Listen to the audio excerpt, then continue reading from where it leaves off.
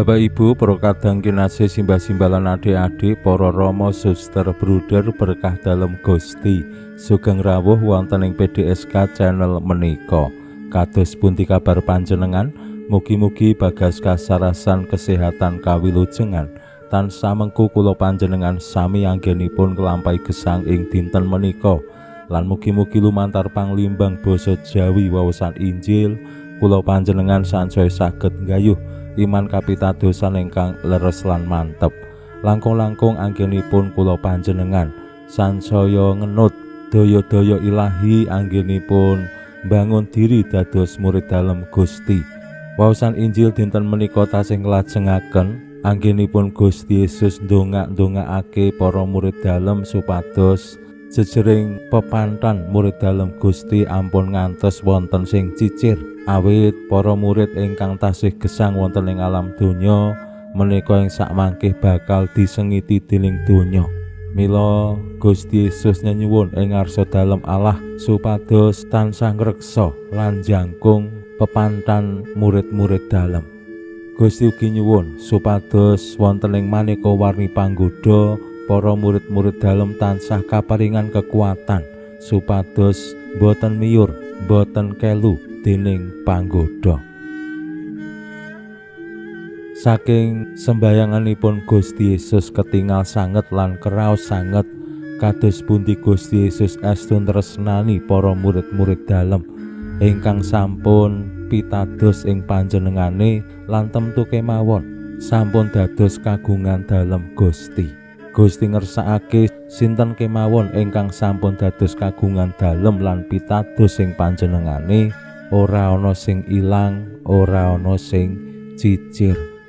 Lumantar sembayangan menika, kula panjenengan ugi kaparingan pitedah bilih Gusti Yesus ingkang sampun paring tulodo nyuwun ing ngarsa dalem Allah, kula panjenengan temtu nggih sampun sak pantesipun tansah nyuwun ing ngarsa dalem Allah anggenipun lelono wonten ing alam donya menika. Supados menapa ingkang dados sembayanganipun Gusti Yesus estu kasembadan wonten ing pepantane para murid-murid dalem.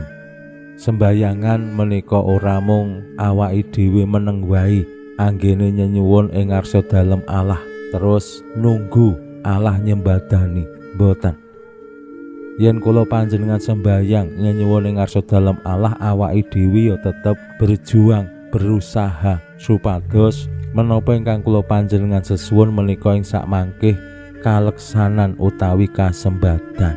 Umpamane kemawon awake dhewe sembayang nyuwun kaparingan duit supados menapa bisa nyukupi kabutuhaning urip, bisa nyekolahke anak, bisa nyelengi lan sak panunggalane. Yen kula panjenengan namung mendel kemawon meneng wae, ora nyambut gawe, ora berusaha, Allah ya ora bakal maringi. Merga ing swarga ora ana dhuwit. Sing duwe dhuwit wonten ing Indonesia menika Bank Indonesia. Amarga sing ngetokke dhuwit ya Bank Indonesia. Pangupadi kula panjenengan nyembadani nderek cawe-cawe supados sembayangan dalem Gusti Yesus menika kasembadan menika nggih iman kapitadosan. Pramila monggo kita pirengaken sabda dalem Gusti ing dinten menika lan kita wiwiti kanthi sembayang sawetawis. Konjo ing asma dalem Yang Rama saha Yang Putra tuwin Yang Roh Suci. Amin. Suawi sami munjuk Gusti Yesus sabda dalem Yang Rama ingkang sampun manjalma mugi karsa ngandika dhateng kawula wonten ing asepen ing telenging manah kawula. KBKO kegiatan lan panglipur ingkang manjing ing sabda dalem kapenuwana kawula mawira ing kawicaksanan dalem. Mugi-mugi srana anggen kawula maos lan mirengaken sabda dalem kawula sansaya nunggil ing sampeyan dalem. Amin. Waosan Injil kapetik saking Injil Yohanes bab 17 ayat 11b ngantos dumugi 19. Nalika samono Gusti Yesus tumenga ing langit karo sembayang mangkene. Duh Rama ingkang Maha Suci, kula aturi ngreksa tiang-tiang menika ingkang dipun kersakaken setya ing asma dalem, supados samiya manunggil kados kula kalian Rama. Sadangunipun kula tasih kempal, tiang-tiang ingkang dipun pasrahaken dhateng kula wau sampun kula jagi lan boten wonten setunggal kemawon ingkang cicir, kejawi anaking bilai ingkang kedah netepi ungeling kitab. Nanging sakmangke kula sowan Rama lan sadangunipun kula tasih wonten ing donya, sedaya menika sampun kula cariosaken, supados tiang-tiang wau sami tumut ngraosaken kabingahan kula sawetahipun. Tiang-tiang wau sampun kula wedhari sabda dalem, nanging lajeng sami dipun sengiti donya, awit mila sanes gadanipun donya, kados kula ugi sanes gadanipun donya. Kula boten nyuwun supados sami kasingkirna saking donya, nanging supados tinebihna saking piyawon. Mila sanes gadanipun donya, kados kula ugi sanes gadanipun donya. Mugi sami kasucikna ing kasunyatan. Jer sabda dalem menika kasunyatan. Tiang-tiang menika sami kula utus dhateng donya, lan badan kula piyambak kula sucikaken kangge nglabeti tiang-tiang wau, amrih sami kasucikna ing kasunyatan. Makaten sabda dalem Gusti. Suawi sami munjuk, Gusti kawula munjuk sembah nuwun karana sabda dalem. Sabda dalem dadosa obor ingkang madangi margining gesang kawula. Katuntuna kawula sageta sabda dalem menika numusi manah ngantos tansah ngrembaka kangge nggayuh gesang ing swarga. Amin.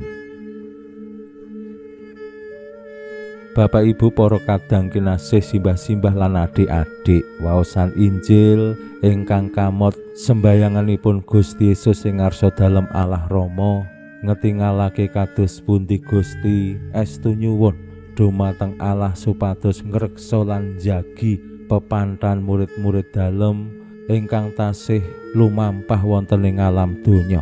Awit kanthi ngestokake lan mirengake sabda-sabda dalem Allah, para murid dalem menika bakal disengiti dening donya, awit sanes gadaning donya.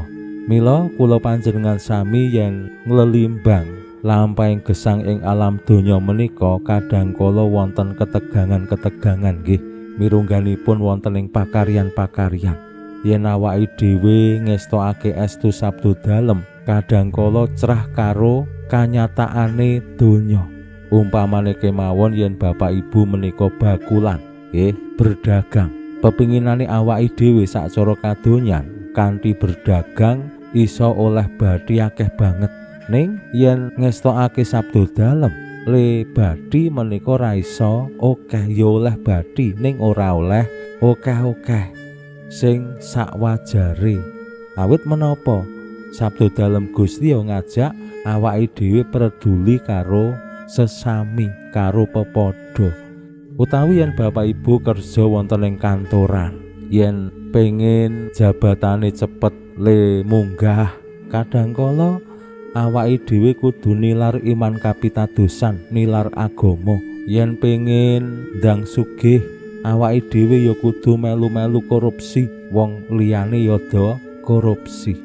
Ning nek ngestokake sabda dalem Gusti, awake dhewe malah disingkiri. Mugi-mugi lumantar sembayanganipun Gusti Yesus menika kula panjenengan tansah nampi kasantosan saking Gusti piyambak, anggenipun gesang ing alam donya menika ngener dumateng kasunyataning Gusti piyambak lan wantun nrabas maneka warni panggoda martosaken kasunyataning Allah wontening donya. Pinuji Allah sakmenika sarta ing salami-laminipun. Salam sehat, salam bahagia, salam katentreman. Lan mugi-mugi lumantar panglimbang dinten menika kula panjenengan tansah jinangkung ing berkah dalem Gusti ingkang Maha Kuwasa, Yang Rama saha Yang Putra tuwin Yang Roh Suci. Amin.